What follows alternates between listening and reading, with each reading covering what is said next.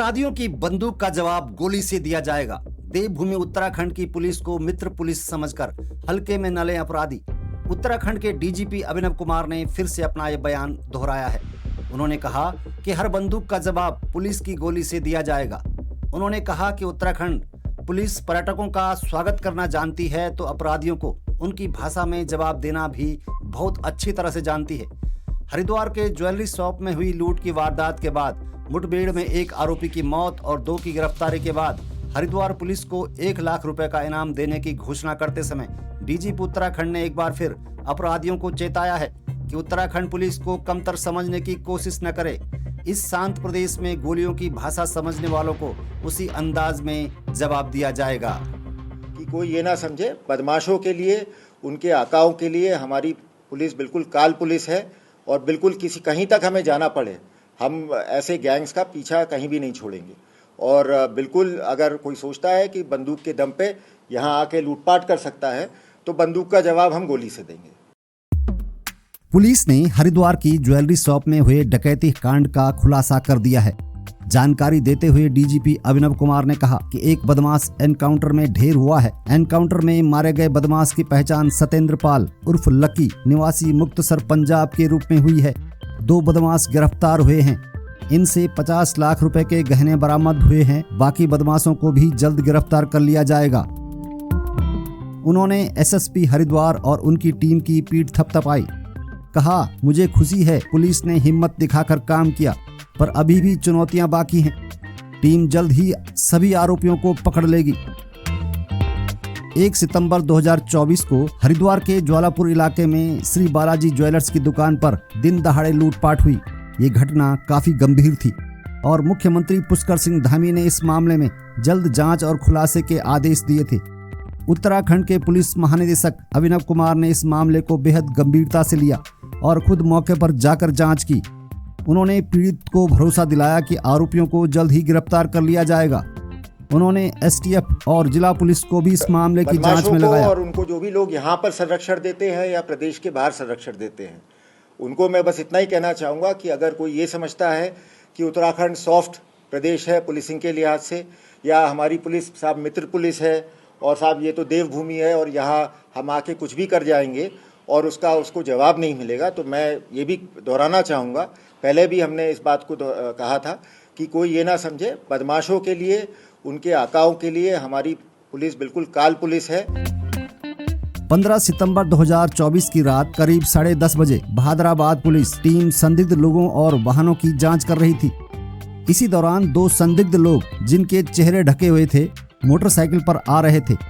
Police ने उन्हें रोकने की कोशिश की, लेकिन उन्होंने पुलिस पर फायरिंग कर दी और भागने लगे। पुलिस ने उनका पीछा किया और जब बदमाश भगवानपुर रोड की तरफ भाग रहे थे तो उनकी बाइक एक ब्रेकर पर फिसल गई।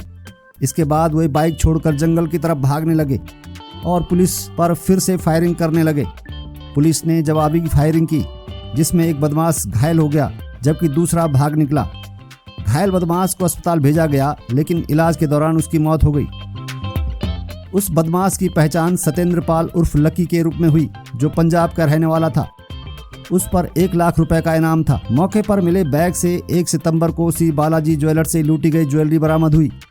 इस मुठभेड़ के बाद 16 सितंबर को पुलिस ने डकैती में शामिल 2 अन्य आरोपियों गुरदीप सिंह और जयदीप सिंह को गिरफ्तार कर लिया।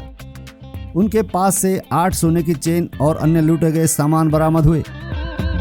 लगता है यूपी की योगी पुलिस का अंदाज उत्तराखंड में भी नजर आने लगा है। प्रदेश के अन्य जिलों में इसका क्या असर पड़ेगा, देखना दिलचस्प रहेगा। मीडिया के सभी बंधुगण का कि शॉर्ट नोटिस पे आज छुट्टी के दिन आप लोग यहाँ पधारे हैं, पर मुझे लगा कि ये एक तो जो घटना हुई थी 1 सितंबर को हरिद्वार में, ये इतनी बड़ी घटना थी पूरे प्रदेश के लिए, एक तरह से सिर्फ पुलिस विभाग के लिए नहीं, सरकार के लिए भी एक बहुत चिंता की बात थी। और इसमें जिस तरीके की बाद में प्रतिक्रिया भी आई, कई लोगों ने इसमें पुलिस पे, सरकार पे और हमारे प्रदेश की अपराध और कानून व्यवस्था पे सवाल भी उठाए, चिंतन भी किया, आलोचना भी की। जायज़ बात है, होनी भी चाहिए जब ऐसी कोई बड़ी घटना होती है। पर मुझे लगा कि चूँकि इसमें जिस तरह से काम हुआ है और हमारी टीम ने खास तौर से एसएसपी हरिद्वार के नेतृत्व में जो हमारी टीम इस घटना के खुलासे में लगी थी, तो जिस तरह से कल रात भी और अभी आप लोगों को पता चला होगा, अभी 2 और इसमें लोग गिरफ्तार हुए हैं जो इस गैंग के सदस्य, उनसे भी कुछ रिकवरी हुई है। तो मुझे लगा कि ये इतना बढ़िया और इतना अच्छा काम हुआ है कि पुलिस मुख्यालय में मुझे बुला के एक तो इसके बारे में आप सबको जानकारी देनी चाहिए। और जब देखिए, जब कोई इस तरीके की घटना होती है तो जिस तरह से पुलिस की कार्यप्रणाली पे सवाल उठते हैं, तो मुझे लगता है शाबाशी भी उतने ही खुले कंठ से पुलिस को मिलनी चाहिए, हमारी टीम को खास तौर से, जिन्होंने इसको एक चुनौती के रूप में लिया। और बस इतना मैं बताना चाहूँगा कि देखिए, अपराध और जहाँ तक अपराध और कानून व्यवस्था की बात है, अपराध तो होगा समय समय पे, बदमाश और जो इस तरीके के गैंग्स हैं समय समय पे वो दुस्साहस करेंगे। और मैं समझता हूँ इस बार चाहे उत्तर प्रदेश हो, चाहे कोई भी और राज्य हो, समय समय पे इस प्रकार की घटनाएं अवश्य होती हैं।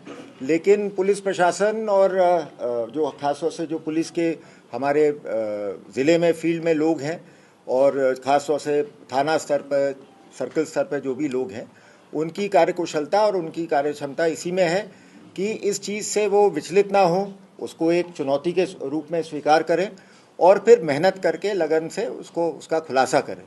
और मैं बस इतना ही कहना चाहूँगा कि इस पूरे उसमें लगातार हमारे आईजी गढ़वाल भी लगे हुए थे, हमारे लॉ एंड ऑर्डर में भी जो टीम थी वो भी लगी हुई थी। और ख़ास तौर से विशेष रूप से मैं मुक्त कंठ से प्रशंसा करना चाहूँगा हमारे एसएसपी हरिद्वार साहब की और उनकी टीम की, उनके एसपी सिटी, उनके एसपी क्राइम, जो थाना अध्यक्ष हैं भादराबाद के, कहाँ हैं, राठौर, हाँ, ये टीम के लोग खड़े हैं जो इस घटना में सारे शामिल थे। और इसमें मेरा काम इसमें मेनली यही है कि इनको शाबाशी देने के लिए मैंने यहाँ बुलाया है इसमें। और मैं साथ साथ ये भी कहना चाहूँगा कि जब ये घटना हुई थी तो माननीय मुख्यमंत्री जी ने स्वयं इस पे बहुत चिंता भी प्रकट की थी। लेकिन साथ ही साथ मैं ये कहना चाहूँगा कि पिछले 2 हफ्ते में उन्होंने भी लगातार इसमें जो पुलिस में हम लोगों के प्रति जो विश्वास, जो समर्थन प्रकट किया, समय समय पे उनका हमें मार्गदर्शन भी मिला। और तो उसी का नतीजा है कि आज हम मतलब अपना एक तरह से जोश के साथ, एक उत्साह के साथ आप लोगों के सामने मुंह दिखाने के लिए खड़े हुए हैं। क्योंकि मुझे भी यही था, देखिए, जिन लोगों ने पहले देखा है हरिद्वार में या देहरादून में, हम क्राइम को लेके मेरा हमेशा यही रहा है कि अपराध कोई किसी तरह से ज़ीरो नहीं हो सकता। और लेकिन यही है कि जब भी ऐसी कोई चुनौती देगा तो पुलिस को हिम्मत के साथ और अपनी मेहनत के साथ, सूझबूझ के साथ काम करना चाहिए। और मेन चीज़ जो मैं आप सबके माध्यम से एक तो उत्तराखंड की जनता को ये विश्वास दिलाना चाहता हूँ कि अपराध और कानून व्यवस्था के बारे में हमारे उत्तराखंड पुलिस का जो कमिटमेंट है उनके प्रति, जो हमारी जिम्मेदारी है उनके प्रति, उसको हम भलीभांति समझते हैं और उसको निभाना भी हमें आता है। तो एक तो विश्वास रखें कि जब भी कभी कोई ऐसी बात होगी तो आपकी पुलिस आपका दुख दर्द दूर करने में, आपकी